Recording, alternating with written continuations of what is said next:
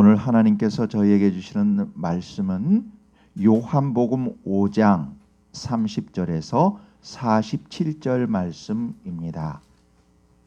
신약성경 151페이지에 있습니다. 함께 읽겠습니다. 내가 아무것도 스스로 할 수 없노라. 듣는 대로 심판하노니 나는 나의 뜻대로 하려 하지 않고 나를 보내신 이의 뜻대로 하려 함으로 내 심판은 의로우니라. 내가 만일 나를 위하여 증언하면 내 증언은 참되지 아니하되 나를 위하여 증언하시는 이가 따로 있으니 나를 위하여 증언하시는 그 증언이 참인 줄 아노라. 너희가 요한에게 사람을 보내매 요한이 진리에 대하여 증언하였느니라. 그러나 나는 사람에게서 증언을 취하지 아니노라. 다만 이 말을 하는 것은 너희로 구원을 받게 하려 함이니라. 요한은 켜서 비추이는 등불이라. 너희가 한때 그 빛에 즐거이 있기를 원하였거니와 내게는 요한의 증거보다 더 큰 증거가 있으니 아버지께서 내게 주사 이루게 하시는 역사 곧 내가 하는 그 역사가 아버지께서 나를 보내신 것을 나를 위하여 증언하는 것이요 또한 나를 보내신 아버지께서 친히 나를 위하여 증언하셨느니라. 너희는 아무 때에도 그 음성을 듣지 못하였고 그 형상을 보지 못하였으며 그 말씀이 너희 속에 거하지 아니하니 이는 그가 보내신 이를 믿지 아니함이라. 너희가 성경에서 영생을 얻는 줄 생각하고 성경을 연구하거니와 이 성경이 곧 내게 대하여 증언하는 것이니라. 그러나 너희가 영생을 얻기 위하여 내게 오기를 원하지 아니하는도다. 나는 사람에게서 영광을 취하지 아니하노라.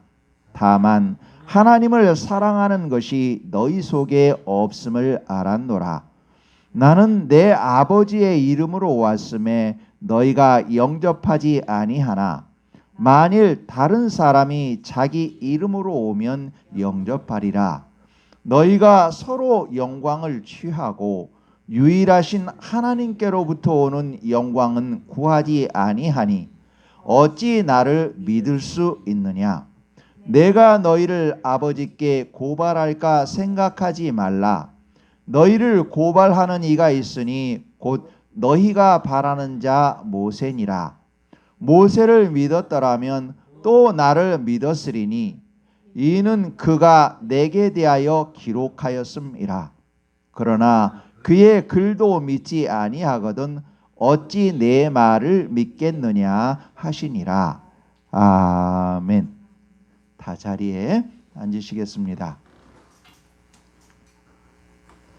할렐루야. 반갑습니다. 반갑습니다. 오늘 예배에 함께 하신 모든 분께 하나님께서 큰 은혜 부어주심을 예수님 이름으로 선포합니다. 아멘. 예. 하나님의 영광을 구하는 삶이라는 제목으로 은혜를 나누겠습니다. 예수님이 베데스다 연못가에서 38년 된 환자를 고쳐 주셨습니다. 이날은 안식일이었지요. 여러분, 하나님이 정하신 안식일, 이 안식일의 참 의미는 아무 일도 하지 말아라, 무조건 그런 의미가 아니지요. 하나님께서 안식일을 준 참 의미는 얘들아, 너희 한 주간 여러 가지 일들로 마음으로 고생했다. 그러니 이 안식일 날은 너희가 참 쉼을 좀 가져라. 일상에서 가졌던 노동으로부터도 좀 쉬고 영적으로 마음적으로 고민했던 그 고민으로부터도 좀 쉬고 나와 좀 더 깊이 대화하자. 나와 좀 더 깊이 대화함으로 인해서 너희의 마음이 안식을 얻고 또한 내가 너희에게 주는 그 힘으로 인해서 너희가 새롭게 충전되기를 원한다. 이것이 하나님께서 주시는 참 안식일의 참 의미이지요. 그러니 모든 것으로부터 자유하게 되고 해방되는 날, 참 쉼을 얻는 날, 이 날이 하나님께서 정하신 안식일의 참 의미입니다. 하나님의 마음을 알려고 하는 사람이라면, 하나님을 사랑하는 사람이라면 이 마음을, 하나님의 마음을 잘 알 것입니다. 자, 그래서 예수님께서는 안식일 날에 38년 된 병자를 고쳐주셨습니다. 다시 말하면 38년 동안 마음과 육체적으로 눌려있고 갇혀 있었던 사람에게 참 자유를 주셨고 참 안식을 주신 것이지요. 이제 다시 새롭게 일어나서 행할 수 있는 참 힘을 충전시켜 주신 것이지요. 다시 말하면 예수님께서 안식일날 38년 된 병자를 고치신 것은 하나님께서 기뻐하시는 참 뜻을 행하신 것이지요. 그렇기에 하나님을 깊이 사랑하는 사람, 성경 말씀 속에서 하나님의 뜻을 알고자 하는 사람은 예수님이 하신 일을 이해할 수 있습니다. 맞아. 얼마나 이 기쁜 일인가. 우리들은 저렇게 저 환자를 치료하지 못했고 저 환자에게 안식을 주지 못했는데 예수님께서는 저 사람에게 그 병에서 놓이는 자유와 참 안식을 주셨다. 그리고 저 사람 마음속에 내가 무슨 죄를 졌기에, 내가 무슨 하나님께 벌을 받아서 이 38년 동안 병으로 고생해야 하는가, 눌렸던 그 마음의 억압을 풀어주셨지요. 그러니 사람들은 그 모습을 보면서 예수님을 칭송해야 마땅합니다. 왜냐하면 하나님께서 기뻐하시는 참 안식의 일을 보여주셨기 때문이지요. 그러나 유대인의 종교 지도자들은 전혀 그런 반응이 아니었습니다. 오히려 예수님께 안식일에 병을 고쳤다고 예수님을 공격합니다. 하나님의 뜻을 행하며 자신이 성자 하나님이시라는 것을 보여주셨음에도 불구하고 그들은 예수님이 하신 일과 예수님이 하나님의 아들이라고 하신 그 말씀을 꼬투리 잡아 예수님을 공격하고 죽이려고 모의합니다. 그 이유는 하나였습니다. 그들은 하나님을 사랑하기보다 자기 자신을 사랑했기 때문입니다. 하나님의 영광을 구하기보다 자기들의 영광을 드러내고 싶었기 때문입니다. 자신들의 이익만을 먼저 생각했기 때문이지요.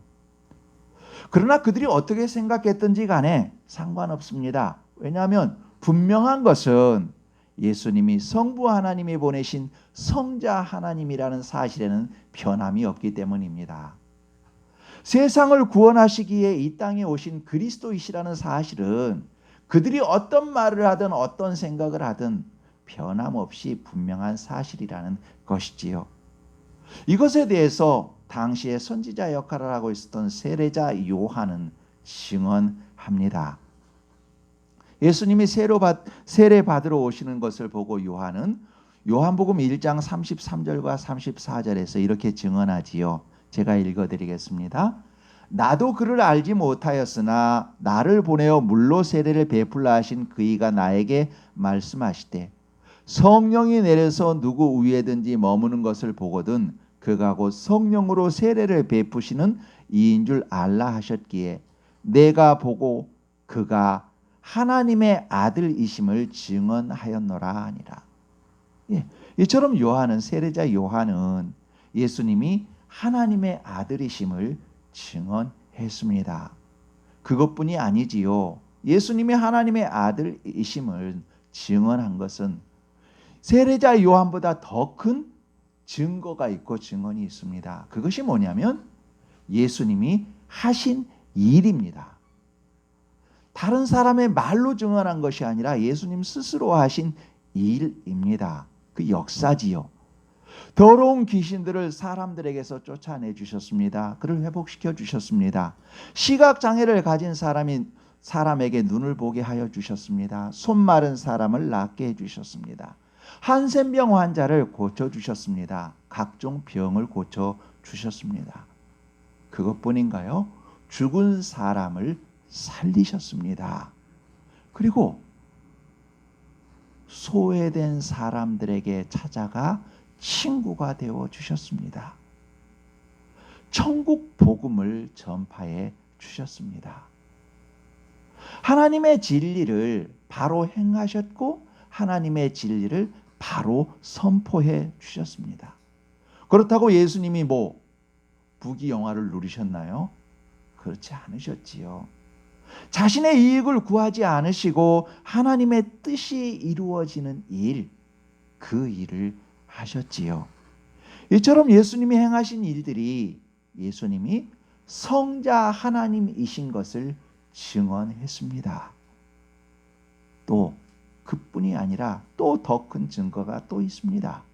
바로 하나님께서 직접 증언하셨다는 것이지요. 예수님이 세례 받으시고 기도하실 때 성령이 비둘기같이 그 위에 내리시면서 하늘에서 소리가 들렸습니다. 누가복음은 이렇게 증언하지요. 성령이 비둘기 같은 형체로 그의 위에 강림하시더니 하늘로부터 소리가 나기를 너는 내 사랑하는 아들이라 내가 너를 기뻐하노라 하시니라. 이처럼 하나님께서 하늘의 소리로서 예수님께서 성자 하나님이신 것을 증언해 주셨습니다.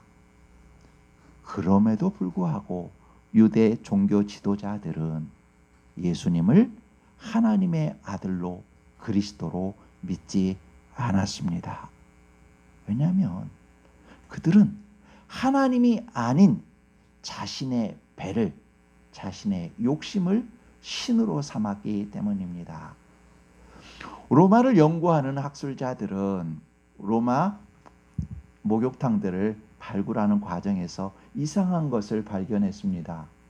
목욕탕 한가운데 이상하게 가느다란 통로가 있는 것, 그러니까 어떤 이렇게 줄이 있는, 파여 있는 홀이 있는 것을 발견했습니다. 홈이 있는 것을. 그 사람들은 연구하는 과정에서 이해할 수가 없었습니다. 목욕탕에 이게 왜 있어야 할까? 더군다나 비스듬하게 경사가 돼 있어서 밖으로 연결되어 있단 말이지요. 왜 있어야 될까? 연구에 연구를 거듭하고 학술지를 찾으면서 역사 자료들을 찾으면서 결국 그 용도를 알아냈습니다. 무엇이었느냐면 그것은 로마 사람들이 목욕탕에서 목욕하다가 식사를 했습니다. 식사를 하고 나서 너무 배가 부르니까 그것을 토하고 다시 먹었습니다. 그 토한 것이 흘러가는 통로였습니다. 그래서 성경은 그것에 대해서 말합니다. 그들은 그들의 배를 신으로 삼았다. 성경은 기록하고 있습니다. 다시 말하면 자기들이 먹는 것, 자기들의 이익, 내 뱃속에 들어가는 것, 그것만을 그들은 자기의 신으로 삼았습니다. 하나님을 사랑하는 것이 아니었지요. 다시 말하면 예수님이 하나님의 일을 하심에도 불구하고 하나님의 말씀을 선포함에도 불구하고 그들이 예수님을 하나님으로 믿을 수 없었고 예수님을 받아들일 수 없었던 것이 자기들의 배를 채우는 것이 아니라 하나님의 뜻을 따르라고 했기 때문입니다. 그랬기에 그들은 예수님을 하나님의 아들로 인정할 수 없었습니다. 그러나 그들이 그럼에도 불구하고 예수님의 하나님의 아들이심은 계속 증거됩니다. 어디에서요? 바로 성경에서 계속 증거되고 있습니다. 무엇보다도 그들이 잘 알고 있다고 말하는 모세오경, 그 모세오경에서조차도 예수님이 하나님의 아들이신 것을 증언하고 있습니다. 다시 말하면 예수님의 일상을 통해 예수님이 모세오경에서 일하시는 하나님과 같구나.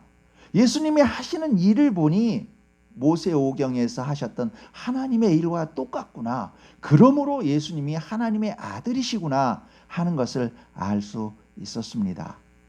일례로 예수님이 병자들과 귀신 들린 자에게 참 자유를 주신 것처럼 모세오경에 드러나시는 하나님께서는 이스라엘 백성들을 애굽의 노예에서 해방시켜 참 자유를 주셨습니다.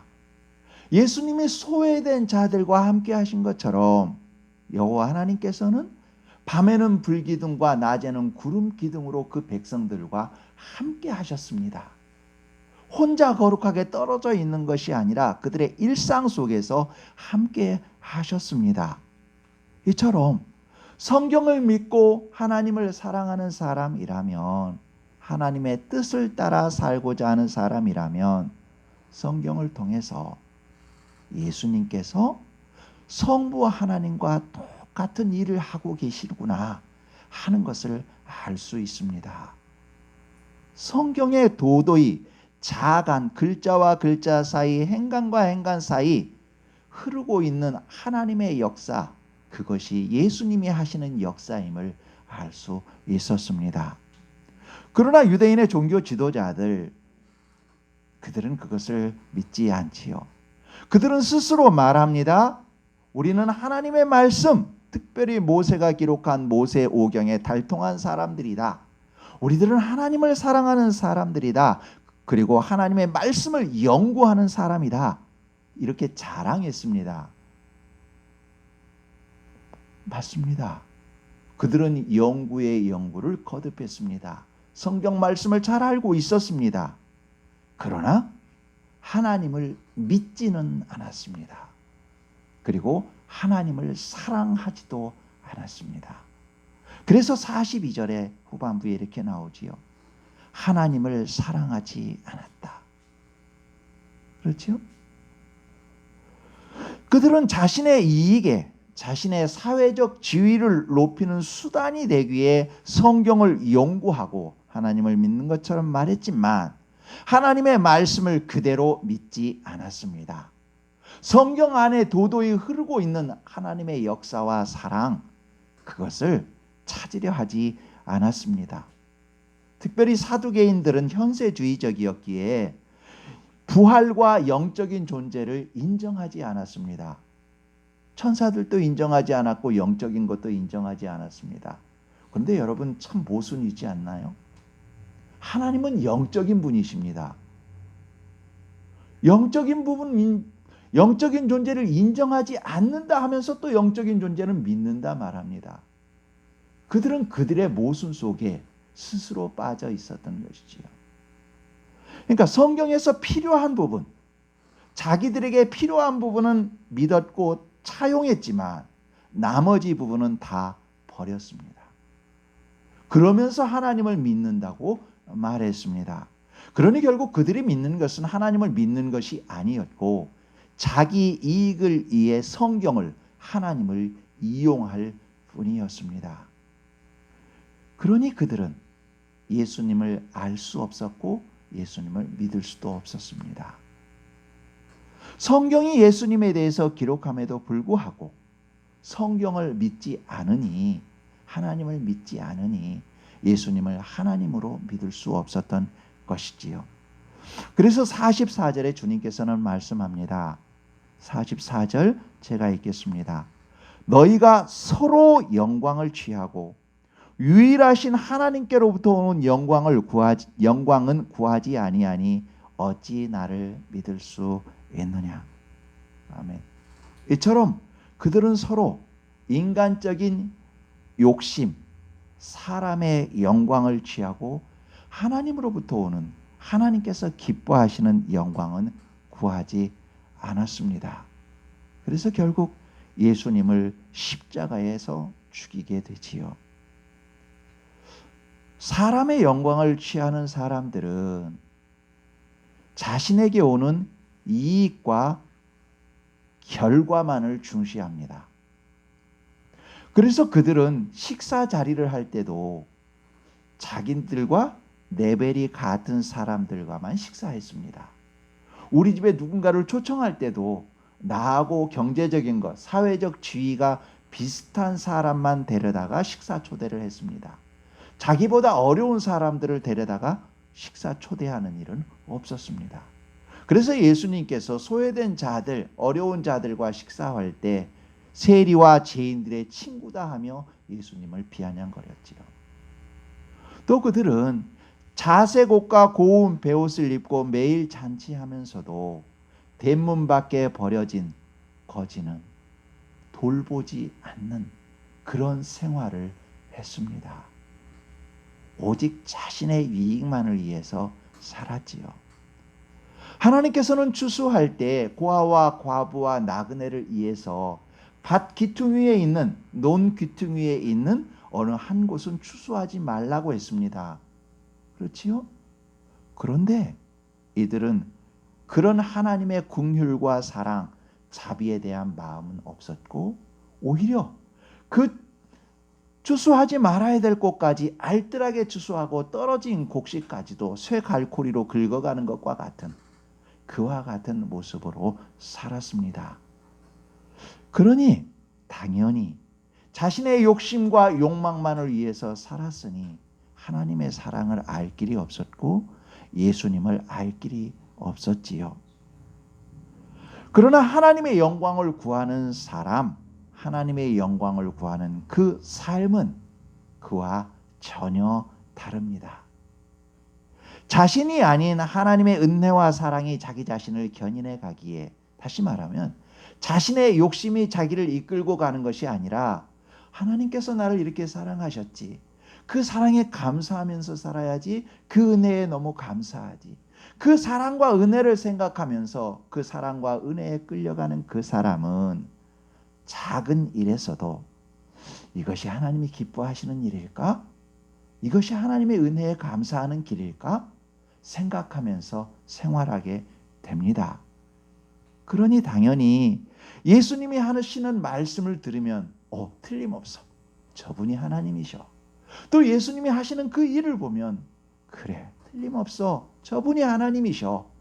그렇게 깨달을 수밖에 없습니다. 예수님이 하나님이신 것을 믿고 예수님께서 기뻐하시는 삶을 자기도 살고자 하지요. 그래서 사람의 영광을 구하는 사람은 자신의 영광만을 위해서 살지만 하나님의 영광을 구하는 사람들, 그 삶은 자신이 아닌 타인을 위한 십자가를 지는 삶을 살지요.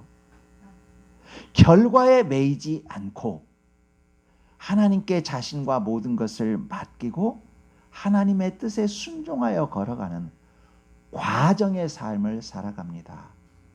결과를 생각하는 사람은 손해가 될 것 같으면 절대 그 길을 가지 못합니다. 그러나 하나님을 믿고 과정에 순종하는 사람은 내가 힘들어도 이것이 하나님께서 기뻐하시는 거니까 가지. 이것 자체가 나의 행복이지.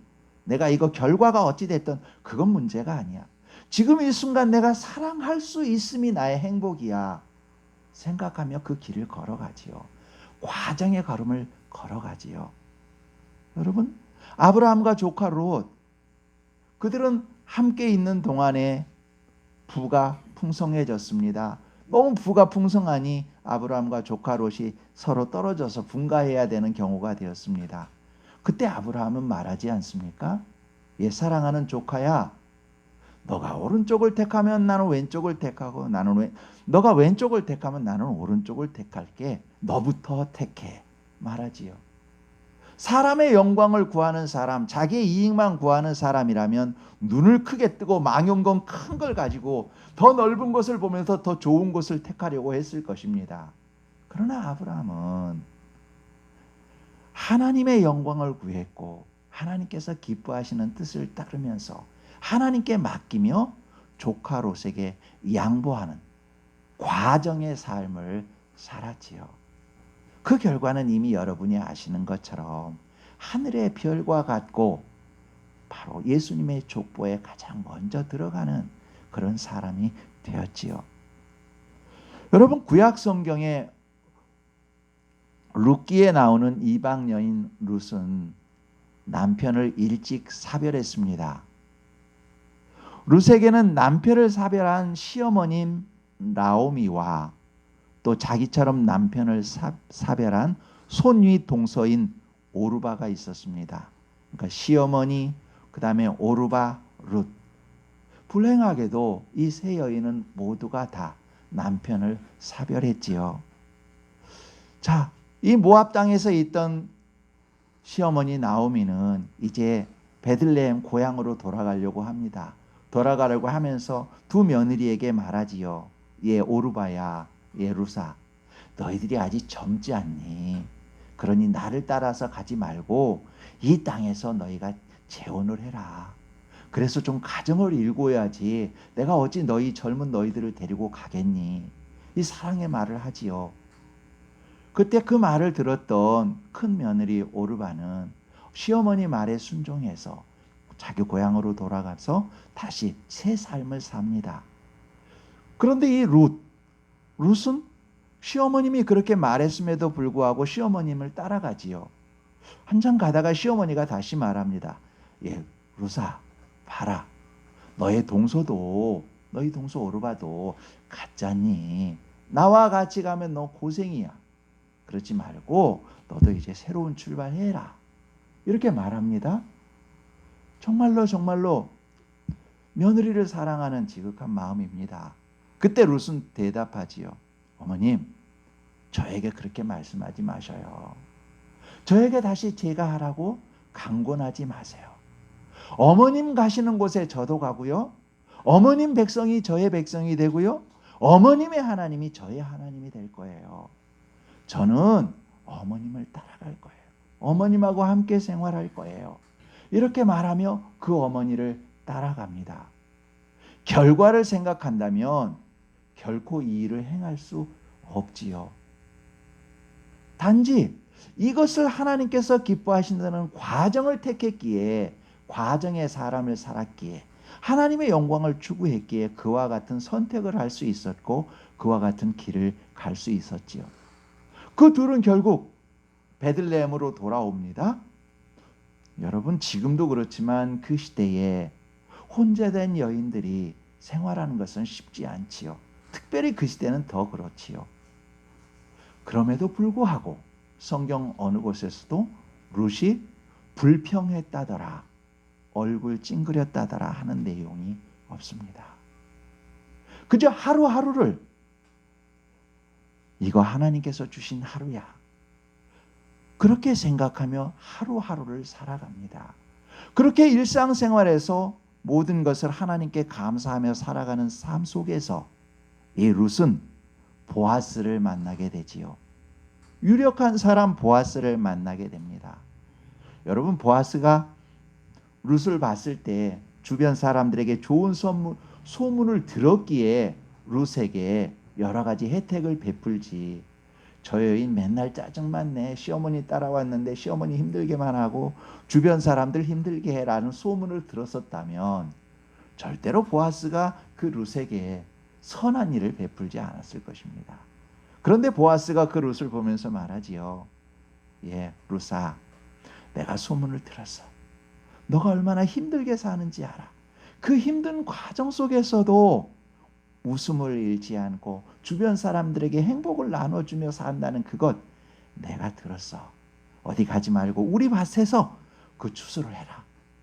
혜택을 베풀지요. 그리고 나중에 급기야는 그의 남편이 되고, 더 나아가서는 여러분, 다윗의 증조 할머니가 됩니다. 그리고 예수님의 족보에 들게 되지요. 여러분, 하나님의 영광을 구한 사람, 하나님께서 기뻐하시는 삶의 과정을 따라간 사람의 결과입니다. 여러분, 결과를 보고 따라갔던 오르바, 그의 이름은 오르바였다라는 그 이름 한 절밖에 나오지 않습니다. 그러나 과정을 따라갔던 룻은 룻기라는 여자 이름으로 성경책이 기록되는 그 놀라운 은혜를 하나님께서 베풀어 주십니다.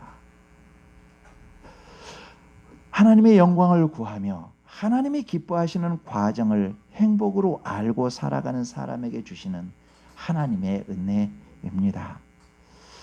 사람의 영광을 구하는 사람은 자신의 이익과 결과를 목적으로 경쟁 구도로 삶을 삽니다.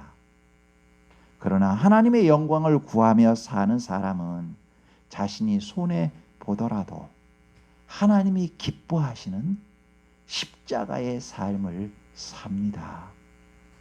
자신이 욕망하는 목적을 이루기 위해서 사는 것이 아니라 하나님의 뜻에 순종하여 걸어가는 과정의 삶을 삽니다.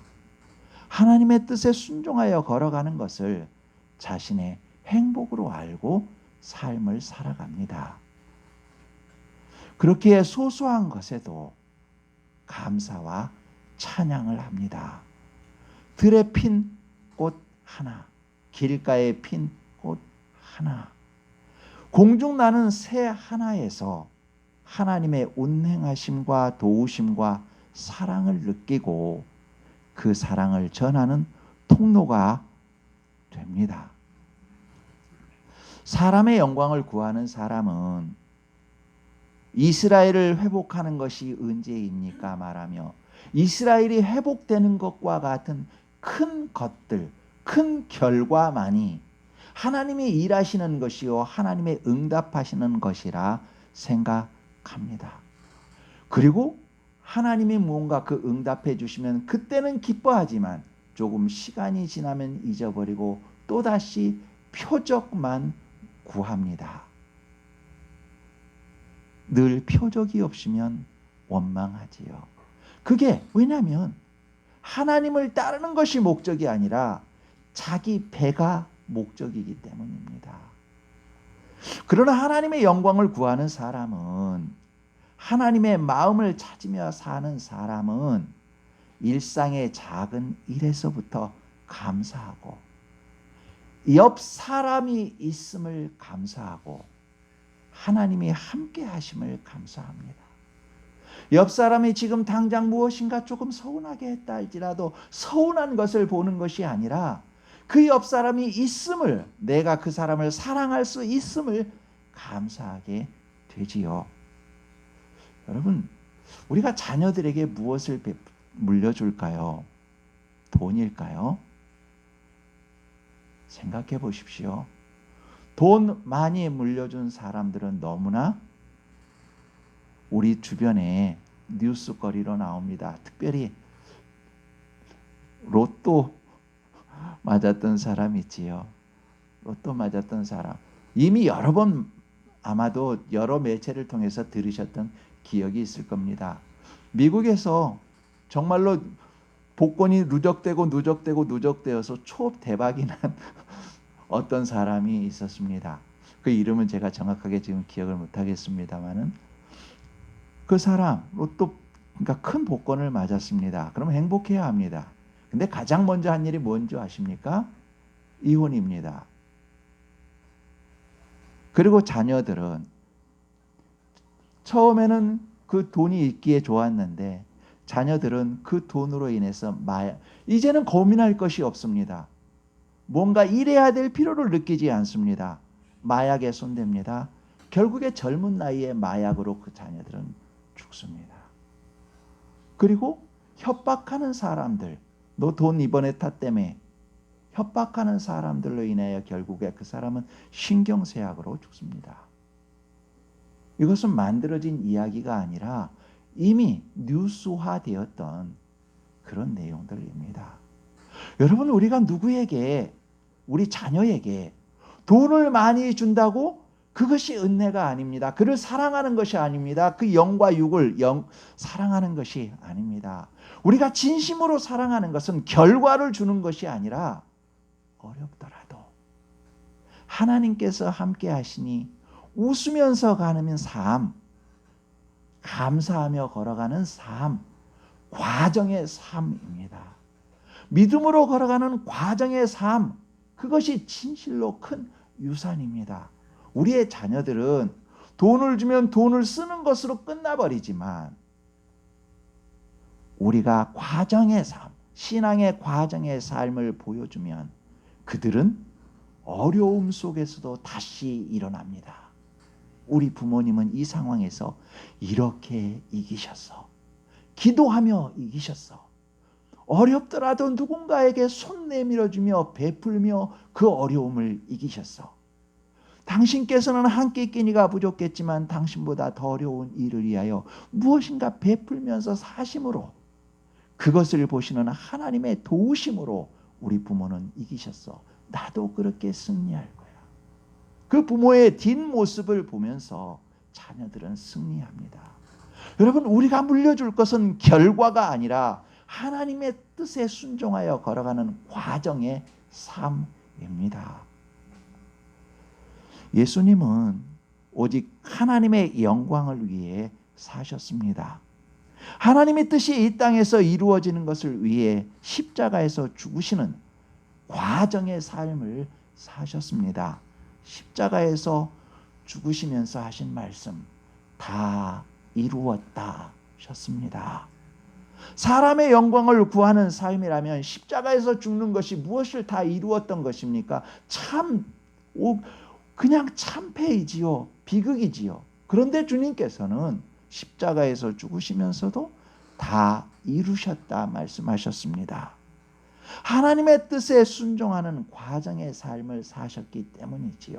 결과는 하나님께 맡기고 지금 이 순간 하나님께서 기뻐하시는 과정을 사셨기 때문이지요.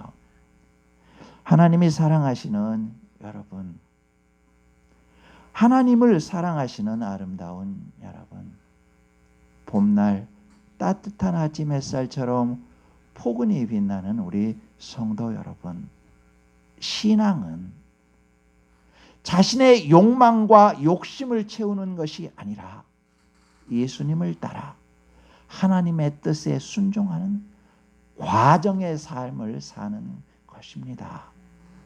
힘들어도 지금 이 순간 하나님의 뜻에 순종하는 것이 행복한 과정을 사는 사람입니다. 우리 모두 날마다 우리의 일상에서 하나님의 숨결과 사랑과 대화하시며 행복하시기를 예수님 이름으로 축원합니다. 기도하겠습니다. 하나님 아버지, 저희가 사람의 영광을 구하는 삶을 살다가 결국 멸망하는 사람이 되지 않게 하시고 오직 예수 그리스도를 따라 하나님의 영광을 구하는 삶을 살게 하소서. 저희 자신의 욕망을 이루기 위한 경쟁의 뜻의 삶이 아닌 하나님의 뜻을 생각하며 저희 자신과 결과는 하나님께 맡기고 하나님이 기뻐하시는 과정을 걷는 사람들이 되게 하옵소서. 소소한 것에서도 하나님의 은혜와 숨결을 느끼게 하시고 감사와 찬양으로 저희 영이 거룩하고 행복하게 하옵소서. 저희로 인해 저희 옆에 있는 사람이, 세상이 좀 더 밝고 행복해지게 하시고 저희가 걸어가는 걸음이 다음에 오는 세대에게 바른 뒷모습이 되게 하옵소서. 예수 그리스도 이름으로 기도합니다. 아멘.